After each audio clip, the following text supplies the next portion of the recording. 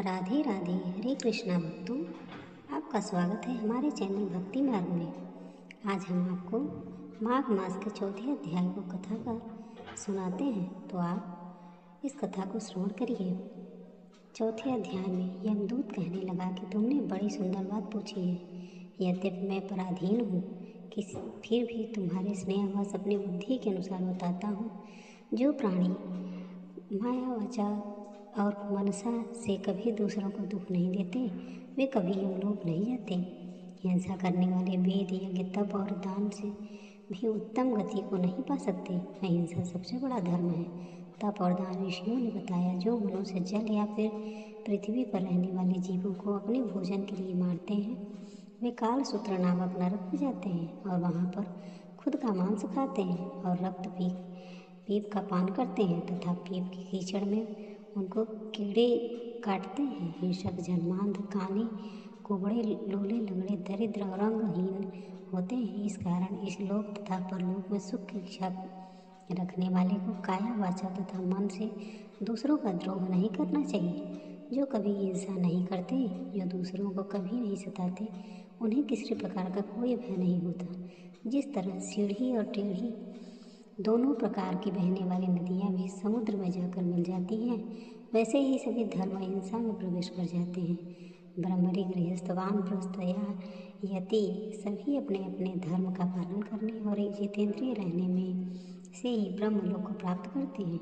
जो जलाशय आदि बनाते हैं, उन्हें सदैव 5 यज्ञ करते हैं, वे कभी नरक में नहीं जाते। जो इंद्रियों को वशभूत नहीं होते, वे अपनी अपनी इंद्रियों को अपने वश में रखते हैं। वेदवादी और नित्य ही अपनी यथार्थ अर्थात हवन आदि का पूजन करते हैं, वे निश्चय ही स्वर्ग को जाते हैं। युद्ध भूमि में जो शूरवीर योद्धा मर जाते हैं, वे सूर्यलोक को प्राप्त हो जाते हैं। जो अनाथ स्त्री शरण में आए हुए तथा ब्राह्मणों की रक्षा करने के लिए अपने प्राण त्याग देते हैं, वे कभी स्वर्ग से नहीं लौटते। जो मनुष्य लूले लंगड़े वृद्ध अनाथ या गरीबों का पालन करते हैं, उनकी सहायता करते हैं, वे भी स्वर्ग में जाते हैं।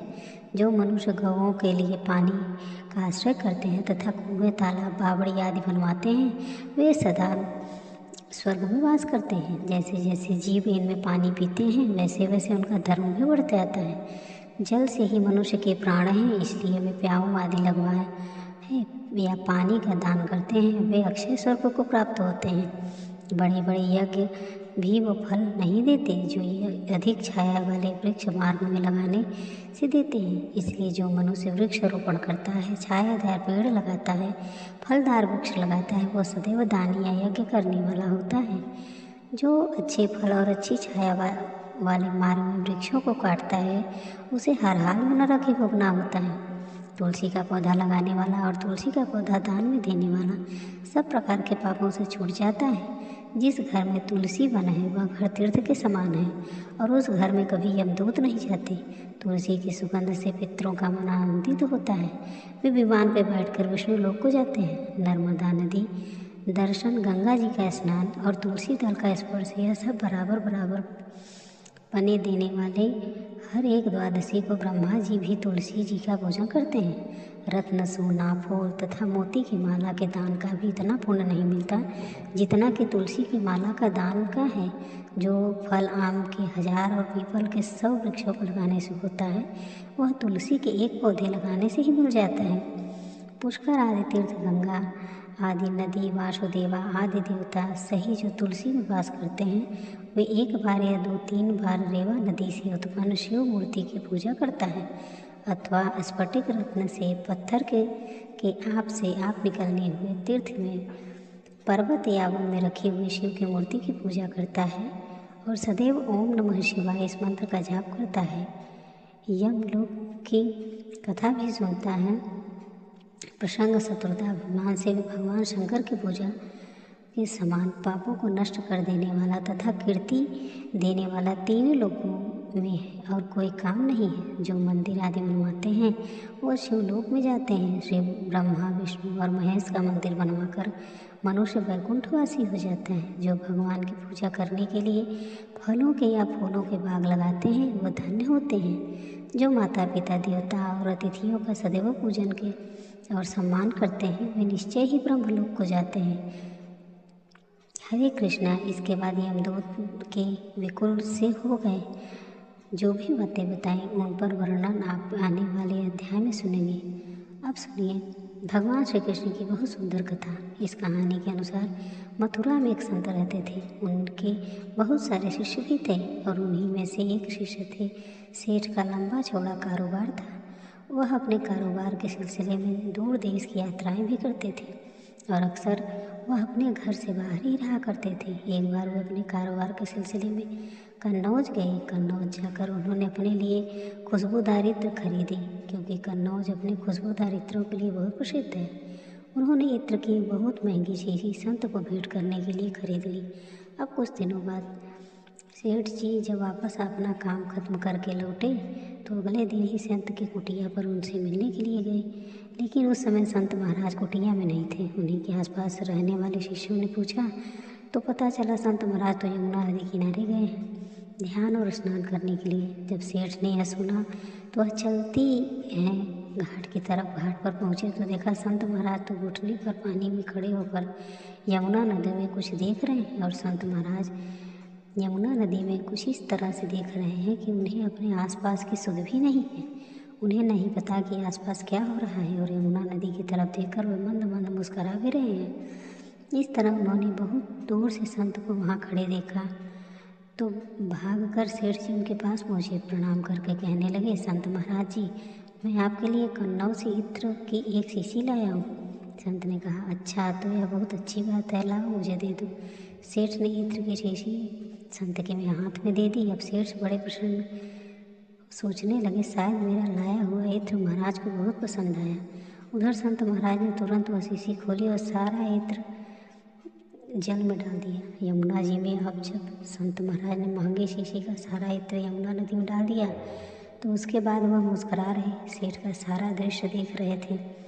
यह देखकर वो एकदम से उदास हो गए और सोचने लगे, एक बार भी संत महाराज ने यह इत्र प्रयोग नहीं किया, उसे सूंघा तक नहीं, बिना सूंघे बिना देखे सारा का सारा इत्र पानी में डाल दिया यमुना में। सेठ यह सारा दृश्य देखकर बहुत उदास खड़े हुए थे, लेकिन उन्होंने कुछ नहीं बोला, नहीं तो चुपचाप उदास मन से वापस अपने घर लौट गई। अब कई दिन तक सेठ जी बड़े उदास होकर सोचते रहे, मेरा लाया हुआ इतना महंगा इत्र संत महाराज ने सूंघा तक नहीं, प्रयोग तक नहीं किया और बर्बाद कर दिया। काफ़ी दिनों बाद जब उनकी उदासी कुछ कम हुई तो वह वापस संत जी महाराज की कुटिया में उनके दर्शन करने के लिए चले गए। अब जब वहाँ पहुँचे तो उन्होंने देखा संत महाराज तो कुटिया में अकेले ध्यान लगाए हुए हैं, एकदम शांत और आंखें बंद। उनके होंठ में भजन गुनगुना रहे। आहट हुई तो आंखें खोल कर देखा तो द्वार पर सेठ जी खड़े हुए थे। प्रसन्न होकर संत महाराज ने उन्हें अपने पास बुला लिया और कहने लगे, आओ सेठ जी, मैं तुम्हारा ही इंतज़ार कर रहा था। उस दिन तुम्हारा इत्र तो बहुत बड़ा काम कर गया। सेठ जी को विश्वास नहीं हुआ। बड़े आश्चर्य और हैरानी के साथ वह संत महाराज की तरफ देखने लगे, फिर पूछने लगे। जब उन्होंने कुछ नहीं समझा तो खुद ही पूछने लगे, कुछ समझा नहीं? संत महाराज सुनकर संत ने कहा, उस दिन यमुना में राधा जी और कृष्ण जी होली खेल रहे थे। राधा जी ने कृष्ण जी के ऊपर रंग डालने के लिए जैसे ही बर्तन में पिचकारी डाली, बस उसी समय मैंने तुम्हारा लिए आया हुआ इत्र बर्तन में डाल दिया। अब इस तरह से सारा इत्र पिचकारी के रंग के साथ श्री कृष्ण के शरीर में चला गया। बस इसी फिर क्या था, भगवान श्री कृष्ण इत्र के महक से महकने लगे। तुम्हारे लाए हुए इत्र ने श्री कृष्ण और राधा रानी के होली में एक नया ही रंग भर दिया और तुम्हारे ही कारण मुझे भी श्री कृष्ण और राधा रानी की कृपा प्राप्त हो गई। सेठ जी चुपचाप बड़े हैरानी, परेशान और अपनी आंखें बड़ी बड़ी करके संत महाराज को देखते रहे। उनकी समझ में नहीं आ रहा था कि यहाँ तक सेठ जी को संत महाराज की बातों पर विश्वास नहीं हुआ। उधर संत महाराज ने जब सेठ की आंखों में अविश्वास की झलक देखी तो कहने लगे, शायद सेठ जी तुम्हें मेरी बातों पर विश्वास नहीं हो रहा। एक काम करो, जाओ और मथुरा में सभी श्री कृष्ण राधा रानी के मंदिर में दर्शन कराओ, फिर कुछ कहना। सेठ जी मथुरा में स्थित सभी राधा रानी और भगवान श्री कृष्ण के मंदिर में गए। वहाँ उन्होंने जब दर्शन किए तो उन्होंने एक बात का एहसास किया, जितने भी मंदिर में वो दर्शन करने गए उन सभी मंदिरों में श्री कृष्ण और राधा रानी की मूर्ति से अपने आप लाए हुए इत्र की महक उन्हें महसूस हुई। अब सेठ जी का इत्र श्री कृष्ण और राधा रानी ने स्वीकार कर लिया था और जब इस प्रकार एहसास कर संत महाराज की कुटिया में वापस लौटे तो संत महाराज के चरणों में गिर पड़े। सेठ जी की आंखों में आंसुओं की धार बहर निकली। तब कहीं जाकर सेठ जी को संत की कही हुई बातों पर विश्वास हो पाया।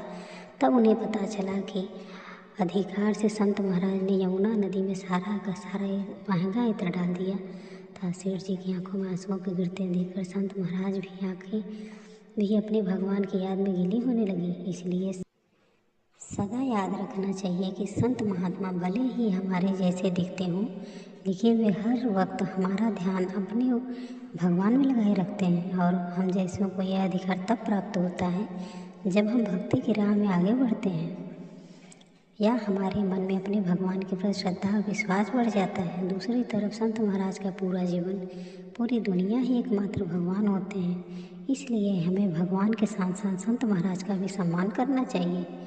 आप भक्तों, आज की कथा यहीं पे समाप्त होती है। राधे राधे, जय श्री कृष्ण।